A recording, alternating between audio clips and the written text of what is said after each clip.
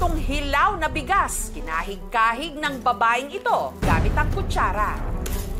Pero hindi pa man niya ito na isasaing, bigla niya na lang ito kinain. Tila takam na takam pa siya sa malutong-lutong na bigas. Isang sakong bigas kakainin natin. Sa isa naman niyang vlog, pilit niyang binuksan ang isang sakong bigas at kanya ring inupakan.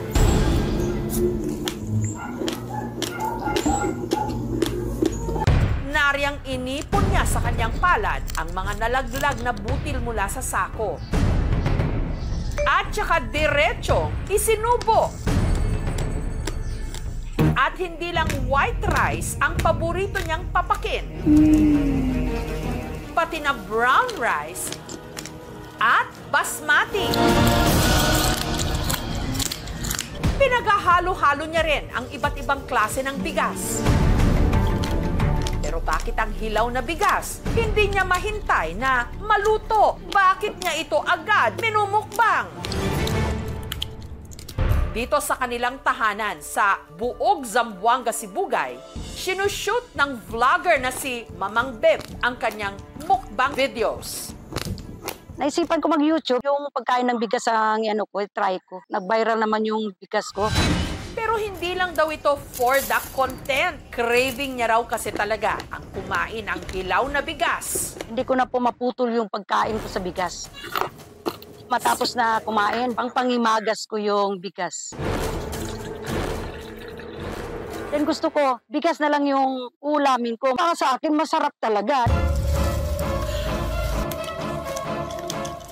Ang pagpapak niya ng bigas, wala rin daw pinipiling oras. Pag mayroon akong kausap, magkain-kain ako ng bigas. Mayroon ako iniisip na malalim, tudo kong kakainin yun. Hindi na ako sigingon. Pag ako ay magalit, kailangan ko may bigas sa tabi ko. Pag ako matulog, nasa mind ko yung bigas. Wala ring pinipiling lugar. Pag ako magbiyahe, ilagay ko sa cellophane. Punta ako sa Abu Dhabi. Kahit doon, so kumakain din ako ng bigas nila. Feel ko, sarap na sarap talaga ako. Lalo na yung crunchy ng bigas. Satisfied ako. Bigas kasi ang stress reliever. Ilang takal naman kaya ng bigas ang nauubos ni Mamang Beb kada araw? Mga ika-10, ika-20. Katsingko lang eh! Gayunman, hindi raw niya problema na baka maubos ito dahil nagtitinda ako ng bigas. Lahat po, paborito ko yun. Grade 1 hanggang na high school. Kumakain na talaga ako ng bigas.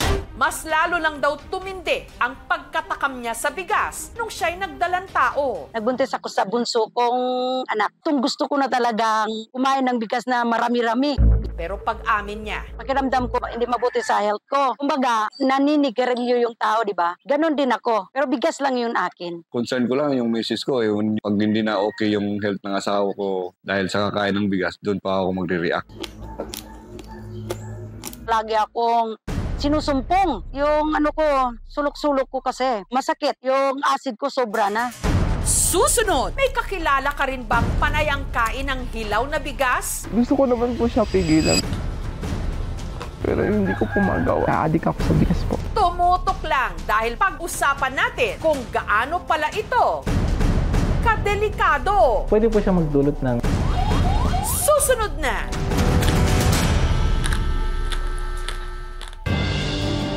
Dito sa Zamboanga City, may nakilala kaming babae na mahilig ding pumapak ng hilaw na bigas.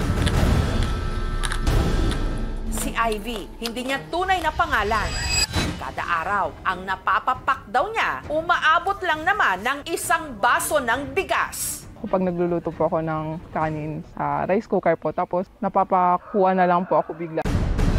Tapos nilalagay ko po sa bibig ko. Hanggang sa mamaya, ganun na naman yung gagawin ko po pag may bigas. Gusto ko po puno yung palat ko po pag kumukuha po ako ng bigas. Tapos yun na po yung ilalagay ko po sa bibig ko po. Madalas daw tuloy maubos ang kanilang supply sa bahay. Kaya po humihingi po ako ng bigas po sa asawa po ng kapatid para masatisfied po ako. Na-addict ako sa bigas po. Nagsimula raw ang lahat nung siya'y nabuntis. Yung lasa niya po parang mani po. Gusto ko lang po nangunguya po ako ng bigas. Pero hindi raw ito simpleng paglilihi lang kahit daw kasi nanganak na siya. Nakakadami po talaga ako ng kain ng bigas. Dahil hindi na raw makontrol ni Ivy ang pagmumukbang sa kanilang bigas, madalas daw silang magtalo tuloy ng kanyang mister. Pag po nakakita, nahuli ko po siya na kumakain siya ng bigas, pinapagalitan ko po. Tapos yun, pinapagalitan din niya ako. At nakatanggap din daw siya ng panghuhusga. In-upload lang po ng asawa ko parang 4 memes lang. Tapos may nag-comment na, ang sarap na lang ng kanin, bakit di mo na lang lutuin ang bigas? Nakaka-stress po siya. Sana po matuto po silang makiramdam.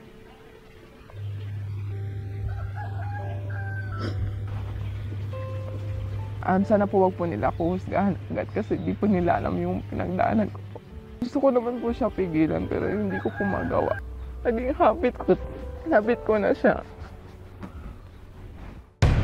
Hanggang nangyari na nga ang kanyang kinatatakutan. May nararamdaman po ko sa katawan ko yung mga masakit yung tiyan ko. Tapos napapansin ko po na pumapayat po ako. Umisikip ang dibdib. Kaya po ako humingi ng tulong sa inyo kasi may nararamdaman po ko sa katawan ko.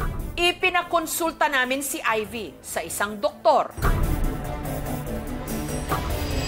Nalaman na si Ivy posibleng merong eating disorder na kung tawagin, pica. Ang pica po ay isang simptomas na kung saan ang individual kumakain po ng mga di karaniwang bagay na inedible. Under na siya ng eating disorder. Common kasi among pregnant women. Yung pagbubuntis niya, pwede po yun mag-cause ng hormonal imbalance sa ating katawan and mag-trigger po sa brain ng tao na mag-crave ng mga bagay-bagay. Most of the time, triggered po siya ng stress. Pero gaano ba kadelikado kumain ng hilaw na bigas? Yung bigas po nadadigest naman po siya ng katawan. Actually, yung ganitong simptomas po, ma'am, is benign lang po siya. Ibig sabihin, hindi naman po ito malala. Ano rin ba ang mga sakit na pwedeng makuha kung masobrahan ang pagkain nito? Pwede po siya magdulot ng dyspepsia. Kaya po yung natitrigger yung hyperacidity symptoms natin. Matigas po masyado yung bigas and mag-cause po siya ng mga dental problem. So, yung mga ibang pasyente, kakaroon po ng mga ibang komplikasyon tulad po ng pagbabara ng bituka or pwede pong magdulot ng poisoning sa katawan. Kung hindi po pa rin po siya mawala or persistent pa rin yung ganitong simptomas, pwede po natin siya ma-refer sa psychiatrist para po mag-undergo ng behavioral therapy. Imbes bigas po yung kainin ng patient, pwede naman po siyang ipakainin ng chewing gum or ng mga peanuts para po masatisfy yung craving. Sobrang saya ko po kasi nalaman ko na yung condition ko. May mga adjustment po akong gagawin. Like po yung mga alternative na dapat kakainin ko na lang. Hindi na po bigas, kundi pwede na po tinapay or like money. Rice is life, pero para sa iba, bigas is lifer. Ingat lang po, dahil kung akala mong simpleng pagmumukbang lang ito, pues marami ka pang kakaining bigas.